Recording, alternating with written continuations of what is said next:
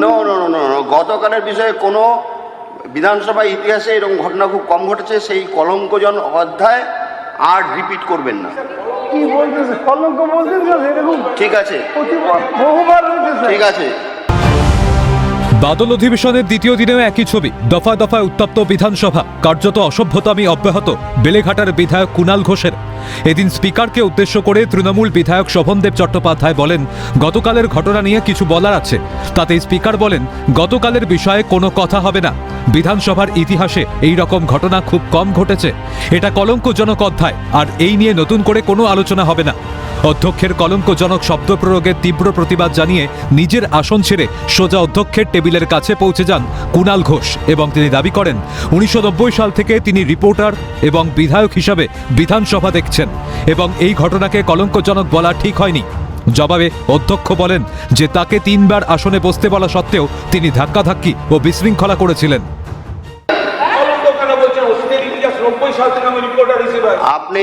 আপনি বসুন, আপনি বসুন, আপনি বসুন।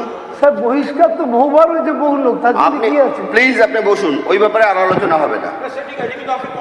হ্যাঁ, কারণ ঘটনা হচ্ছে যে আমরা আমাদের বিধানসভাতে এরকম ঘটনা ঘটেনি। এরকম ঘটনা কখন আমি আপনাকে 3 বার বলেছি যে বসুন। আপনাকে আমি 3 বার বলেছি বসুন, আপনি শোনেননি। হ্যাঁ, কলঙ্কজনক, এরকম ঘটনা কলঙ্কজনক। প্লিজ বসুন। মহা মুশকিল। আমি আপনাকে 3 বার রিকোয়েস্ট করেছি যে আপনি বসুন, আপনি ওখানে গিয়ে ধাক্কাধাক্কি করা শুরু করেছেন। পরবর্তীতে রিতেশ তিওয়ারি সহ শাসক বিরোধীদের সঙ্গে বাগবিতণ্ডায় জড়ান কুণাল ঘোষ। বিধায়ক ফিরহাদ হাকিম এবং অন্যান্য প্রবীণ নেতারা এসে কুণাল ঘোষকে বুঝিয়ে শান্ত করেন এবং পরিস্থিতি নিয়ন্ত্রণে আনেন। সাংবাদিক বৈঠকে বিরোধী দলের মুখ্য সচেতক আখরুজ্জামানকে নিশানা কুণালের। তিনি বলেন, আমার বেলেঘাটার কেন্দ্রের জন্য এবং সারা বাংলার জন্য এমন কিছু কথা বলার আছে যেগুলো সাজানো বকলেস পড়া বিরোধীরা বলছে না। ওরা বিজেপির দালালি করছে নিজের স্বার্থে।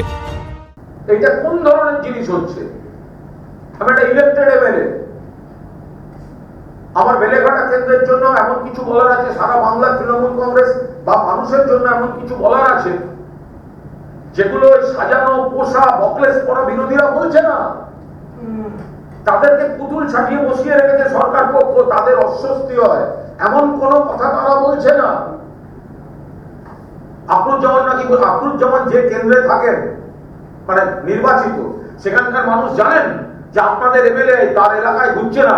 এখানে কার বাড়ি কার হোটেল বিজেপির এখানে পা চেটে বেড়াচ্ছে, বিজেপি দালালি করে বেড়াচ্ছে, তার জন্য ভোট দিয়েছিলেন আখরুজ্জামানকে? আপনারা তো অ্যান্টি বিজেপি ভোট দিয়েছিলেন ভোটাররা। আপনার এমএলএ আজকে বিজেপি দালালি করছে কলকাতায় বসে, নিজের স্বার্থে করছে, দলের স্বার্থে নয়, আপনার স্বার্থে নয়, কেন্দ্রের স্বার্থে নয়। বুধবার বিধানসভায় কুণাল ঘোষকে বলতে না দেওয়ার অভিযোগে উত্তাল হয়ে উঠেছিল বিধানসভা। রীতিমতো ধাক্কাধাক্কির ঘটনা ঘটে।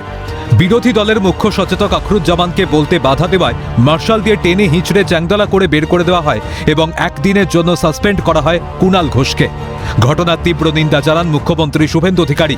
তিনি বলেন, এমন অসভ্যতা আমি বিধানসভায় আগে দেখিনি। প্রতিবাদ অনেক রকম হয়, এখানে 5 বার 7 বার 8 বারের বিধায়করাও আছেন। এইরকম অসভ্যতা আমি বিধানসভায় আমরা আগে দেখিনি। সেই ঘটনার রেশ ধরেই বৃহস্পতিবার ফের উত্তাল হয়ে উঠল বিধানসভা। এবার সব সীমা অতিক্রম করে গেলেন কুণাল ঘোষ। তবে তৃণমূল বনাম তৃণমূলের দ্বৈরথ সর্বজন বিদিত, আর তাই ভেঙে খান খান জোড়াফুল শিবির। কথায় বলে বিনাশকালে বিপরীত বুদ্ধি। এইভাবে চলতে থাকলে রাজনীতির প্রাসঙ্গিকতা হারাতে যে আর বেশি সময় লাগবে না তা বলাই বাহুল্য। ক্যামেরায় সুদীপ্ত দত্তের সঙ্গে সুদীপ্ত পালের রিপোর্ট, ক্যালকাটা নিউজ।